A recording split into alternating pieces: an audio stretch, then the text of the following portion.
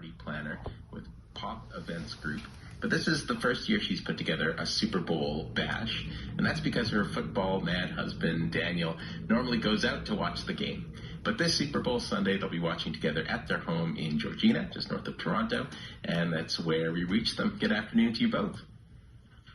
Good afternoon, Chris. Hello, thanks for joining us. Don, I'll start with you. What are the plans for this Sunday? Well, despite what my husband says, I've been told that Super Bowl is all about the food. So, I've looked at I usually at least make some food on Super Bowl, even though I'm not really a sports person. So usually, you make up like some chicken wings, sliders, nachos, maybe order a pizza. But this year we're going to make it a little more special. So I'm thinking some barbecue bourbon wings, maybe some French dip sliders, and maybe a tower of nachos, or even, down at the X they have that taco in a bag, like the Doritos bag sliced open with the taco ingredients. You're gonna pick that? I'm thinking about. Yeah, I think we're gonna go with that, and then maybe like some kind of special pizza, barbecue chicken, and then something to get the kids involved. Like we could do commercial bingo, where there's different types of commercials they think are going to come up, and they can play on the bingo card or something. Yeah. And do some decorations and stuff. Yeah. Lots of great ideas there, not just for food.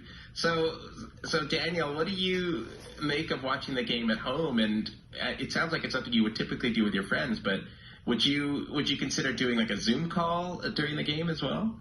There will be a little extracurricular talking on Zoom, texting. That's part of the connection this year, as opposed to meeting in person with the guys, which is what we normally would do. So, yeah, there'll be an element of that kind of connection for sure. So. Wow, that sounds fun. So how are you feeling about taking in the game at home with the wife and the kids? Well, I love spending time with them. Don't get me wrong. And this year we've got to spend a lot of time together. So this is just par for the course. We've been doing everything else together, which has been great, and this will be sharing something else with them. Obviously, it's not normal, but this year's not normal. So yeah. We'll just try to embrace the good parts of it, and kind of catch the game and have some fun. Yeah, we're gonna make it fun. Oh, I'm sure it'll be fun, yeah. And I think your expertise, Don, in the party planning business is going to help a lot. I imagine it's been a pretty tough year, 2020, in terms of your business, but I also would guess that there's a lot of pent-up demand, Don. Do you get that sense, and do you think that things are going to pick up at some time? I think they're going to be great, and to be honest, my company, we pivoted really early, so we've been doing a lot of digital events. And one of the events we do is actually like a sports trivia online with Zoom. So we do a lot of we do a ton of virtual events for companies now. So it's basically 100% of my business at the moment. Unfortunately, that's all we can do. But at least people still want to connect, and even if they have to do it through Zoom or by text or however they want to do it.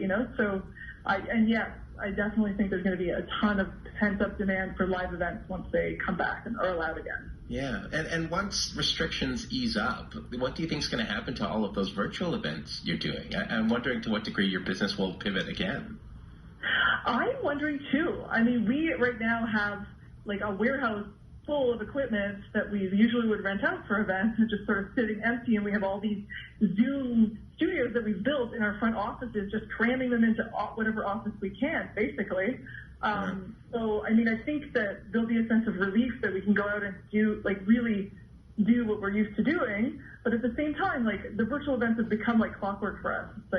It's fun because I get to see, people coming, I get to see the staff coming in, and I get to bond more with not just the staff that work in the office, but the staff that the staff that perform the events as well. So I can't always be at every event we do, so it's nice to be able to see them all happening at once.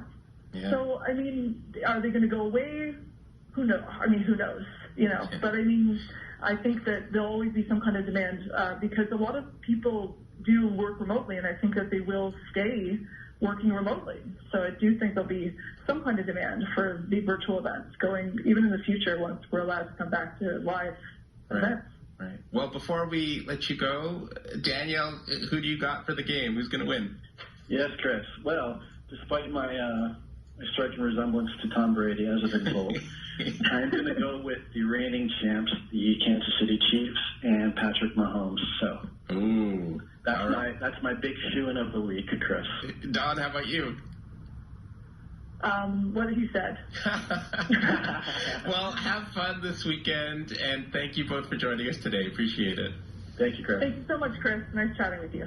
Take care. Likewise. You too. Dawn Eisenberg is a professional party planner, and because of the pandemic this year, she's throwing a Super Bowl bash at home for her family, including her football-mad husband, Daniel. The Kansas City Chiefs take on the Tampa Bay Buccaneers at Super Bowl 55. I think it's 55.